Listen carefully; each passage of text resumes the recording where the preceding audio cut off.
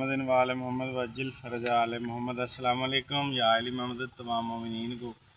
مومنین آپ کو پتہ ہے کہ کچھ دنوں سے بلکہ یہ 1.5 ماہ چلا ہم عزاداری میں کافی مصروف ہیں، اور ہمارا جو پیغام کا مقصد ہے وہ بھی ساتھ ساتھ جاری ہے، کنٹینیو ہے۔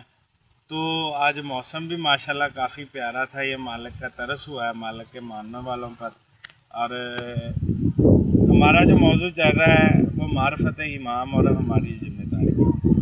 تو مومنین آپ یہ چیز کو دیکھیں کہ کربلا کے میدان میں ننھے صغیر سے لے کر شہزادہ علی اکبر تک، مولا عباس تک، کس طرح تمام شہداء نے مولا امام حسین علیہ السلام کی نصرت کی ہے۔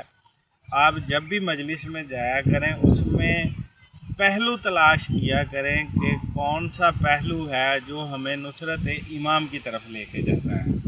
اب بظاہر شہزادہ علی اصغر، ان کا سن دیکھیے گا، اور ان کی مطلب جو انہوں نے اپنے بابا کی، اپنے مولا کی نصرت کی ہے، انہوں نے باپ سمجھ کے نہیں کی، انہوں نے امام سمجھ کے کی ہے۔ آپ امام حسن علیہ السلام کے دور میں دیکھیں کہ جب مولا نے وصیت کی ہے اپنے بیٹے کو کہ میرا جنازہ اس ناکا سوار کو دے دینا اور اس سے کوئی سوال نہیں کرنا، تو بعد میں مولا نے سوال بھی کیا ہے، اور ساتھ میں یہ کہا ہے کہ اس وقت وہ وقت کے امام تھے، اب میں وقت کا امام۔ تو ان چیزوں سے ہمیں پتہ لگتا ہے کہ اپنے وقت کے امام کی کیسے نصرت کی جاتی ہے۔